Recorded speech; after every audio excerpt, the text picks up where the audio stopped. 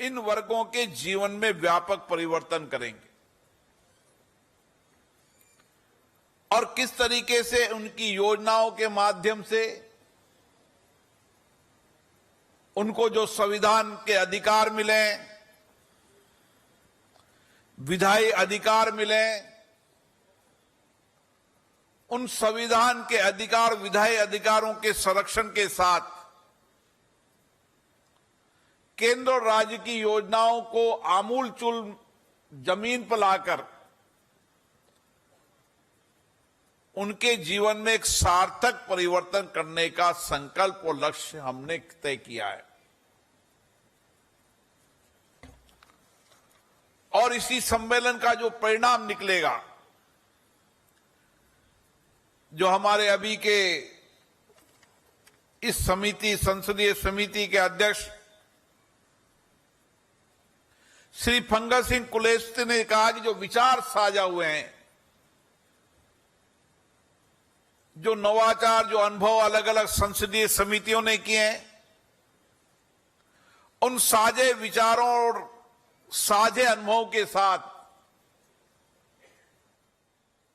हम भुवनेश्वर एजेंडा 2025 जो देश के अनुसूचित जाति के कल्याण के लिए एक ऐसा रोड मैप बनेगा कि हम 2047 तक जो बाबा साहब अंबेडकर का विचार था, एक समतापूर्वक, एक न्यायपूर्ण, समावेशी समाज का निर्माण, उसको निश्चित रूप से पूरा कर पाएंगे।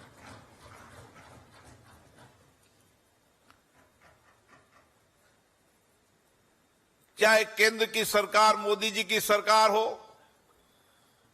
चाहे राज्य की अपनी अपनी सरकारें, सब सरकारें प्रयास कर रही है कि हम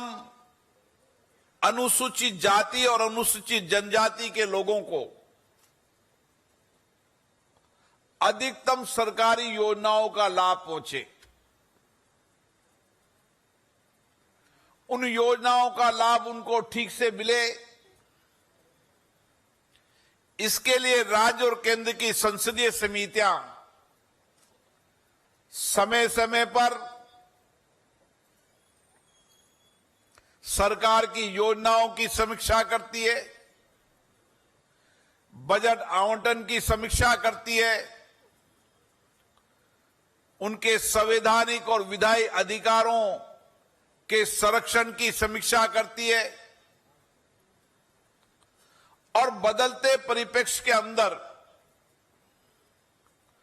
उनकी योजनाओं के माध्यम से, सरकार की योजनाओं के माध्यम से उनके सामाजिक आर्थिक क्या परिवर्तन हुए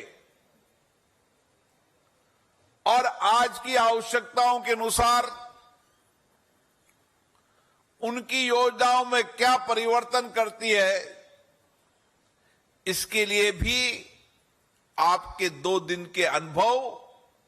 निश्चित रूप से सरकार को एक रचनात्मक सुझाव देंगे। हमारी संसदीय समितियां किसी सरकार की आलोचना के लिए नहीं है। हमारी संसदीय समितियां एक मिनी पार्लियामेंट, मिनी विधानसभा के उस लोकतंत्र के स्तंभ की तरह है, जहां लोकतंत्र में जो संवैधानिक अधिकार मिले, जो विधायी अधिकार मिले, जो उनके कल्याण की योजना है, उनके जमीनी स्तर पर उनके जीवन में क्या परिवर्तन हो रहा है और आवश्यकताओं के अनुसार क्या योजनाओं में परिवर्तन करना है, उसके रचनात्मक सुझाव भी संसदीय समितियां सरकार को देती है। और जिस मद के लिए बजट का आवंटन हुआ है, उस मद में व्यय हो रहा है, नहीं हो रहा,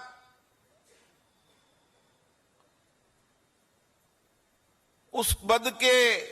दुरुपयोग तो नहीं हो रहा, उसकी भी समीक्षा संसदीय समिति करती है ताकि कार्यपालिका में पारदर्शिता आ सके। शासन में जवाबदेही और कार्यपालिका में पारदर्शिता, ये लोकतंत्र के अंदर चुने हुए जनप्रतिनिधियों का दायित्व होता है। और इसीलिए आजादी के 75 वर्ष की लोकतंत्र की यात्रा में हमें इसी चर्चा संवाद के साथ, इसी अनुभवों को साझा करते हुए, बेस्ट प्रैक्टिस को साझा करते हुए हमने समाज में एक व्यापक परिवर्तन किया है। और मुझे आज खुशी है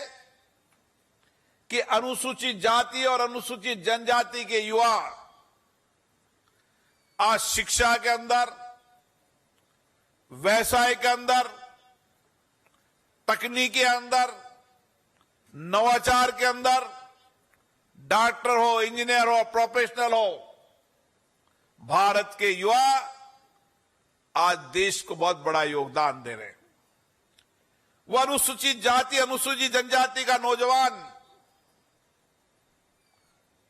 जिसको आज पर्याप्त अवसर मिलना चाहिए, समान अवसर मिलना चाहिए, जब भी उसको पर्याप्त समय और पर्याप्त अवसर मिला, सरकार का सहयोग किया, उसने देश और दुनिया के अंदर बहुत बड़ा योगदान किया है। और इसीलिए शिक्षा के क्षेत्र के अंदर अनुसूचित जाति, अनुसूचित जनजाति के नौजवान शिक्षित हो, दीक्षित हो और उनके साथ बदलते परिप्रेक्ष्य में टेक्नोलॉजी की शिक्षा, प्रोफेशनल शिक्षा के लिए समय समय पर केंद्र और राज्य की सरकारों ने बजट का आवंटन भी किया है। और मेरा मानना है कि इन संसदीय समितियों को उसका व्यापक आकलन करना चाहिए कि हम एससी और एसटी के नौजवानों को शिक्षा के पर्याप्त अवसर दें। शिक्षा व्यक्ति के जीवन के व्यक्तित्व परिवर्तन के साथ उसके भविष्य का निर्माण भी करती है। और इसीलिए मेरा मानना है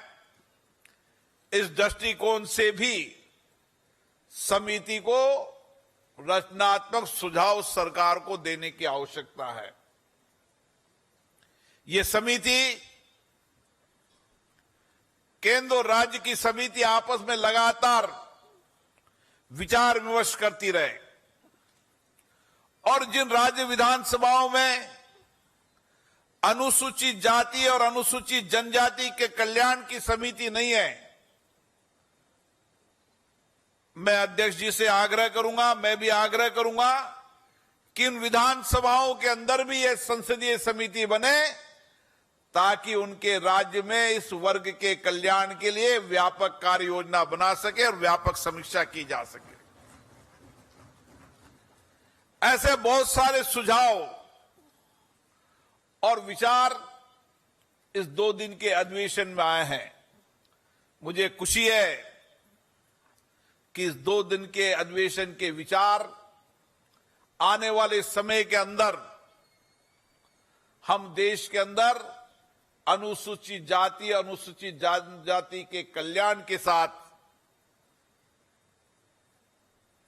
उनके जीवन के अंदर नया बदलाव लाएंगे और बाबा साहब के अम्बेडकर के विचार,